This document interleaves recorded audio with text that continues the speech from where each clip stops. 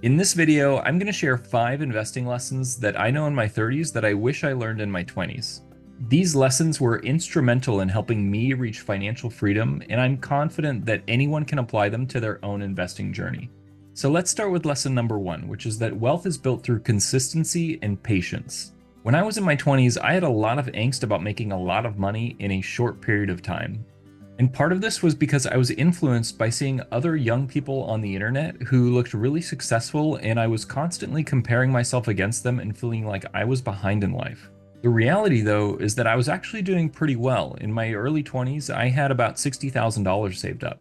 Unfortunately, though, I didn't see it that way back then, and instead of investing in something like an index fund for the long term, I decided to try to get rich quick with day trading. This ultimately didn't work out for me, and as it turns out, I'm not an exception. In fact, studies show that 97% of day traders end up losing money. On top of this, 85% of professional investors end up underperforming their benchmark over a 5-year period, which is usually the S&P 500. And that statistic is really powerful because that implies that if you just invest in the S&P 500 for a long period of time, you're likely to beat 85% or even more of professional money managers. In fact, this is why Warren Buffett, arguably the most successful investor of all time, says that, quote, "The best thing to do for most people is to just own the S&P 500 index fund."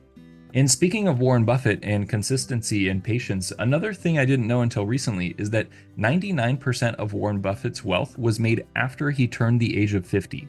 And speaking of things that I didn't know, this leads me to the second lesson in this video, which is that I didn't know as much as I thought I knew.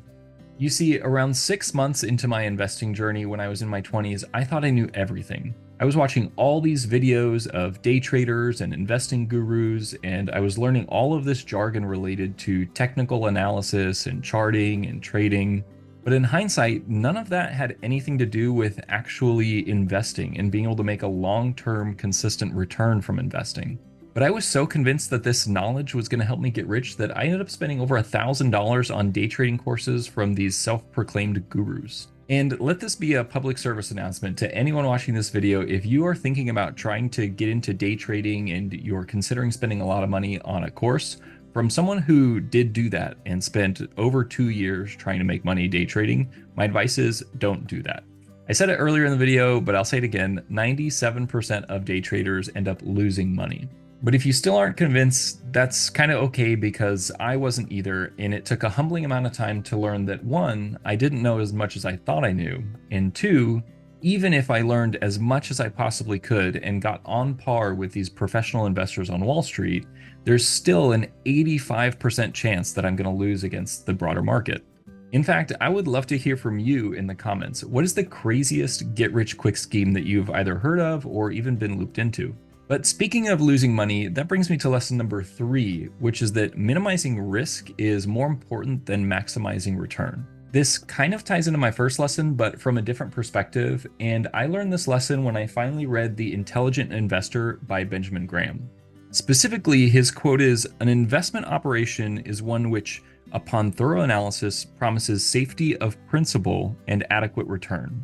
And the reason this struck a chord with me was because before I was always concerned with trying to get the highest return possible, and this led me to taking on a lot more risks than I otherwise should have. Over time, those risks consistently outweighed the returns that I was getting, and I overall ended up losing money as a result. On the other hand, I could have taken less risk and just put that money in an S&P 500 index fund and made over 200% over the last 10 years. That means that my $60,000 that I had saved up when I was in my early 20s today would be worth close to $200,000, and that's not including any additional money I would have added to that over time.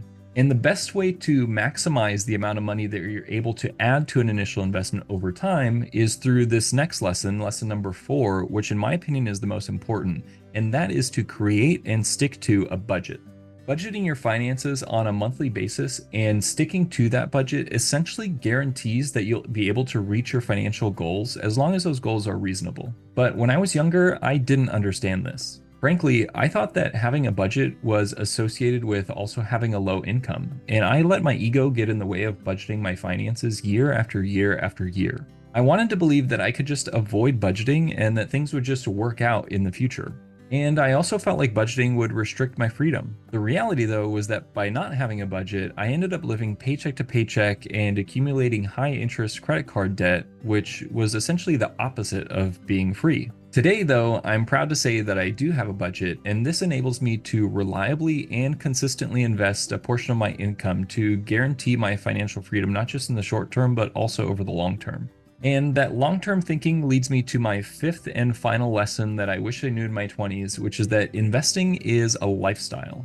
It's kind of funny to admit, but I used to have much different expectations in terms of what I thought it meant to be an investor. I thought that to be an investor, you needed to come from a rich family or get really fancy degrees from prestigious schools, or you needed to work for a hedge fund or a bank on Wall Street. But this couldn't be further from the truth, and that is that investing is more of a mindset and a lifestyle. In my view, being an investor means that you're intentional about the way that you treat your hard-earned money and your overall finances. That doesn't mean that you don't spend money on nice things, it just means that you organize your finances in a way that finds a balance between your short-term happiness and your long-term success.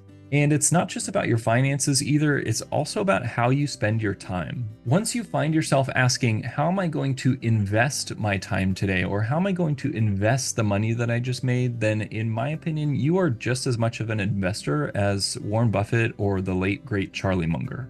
Well, if you made it this far, thank you so much for watching, and if you liked the video, please let me know with either a thumbs up or a comment, and if you'd like to see more videos like this from me, then go ahead and hit that subscribe button, and I will see you in the next one.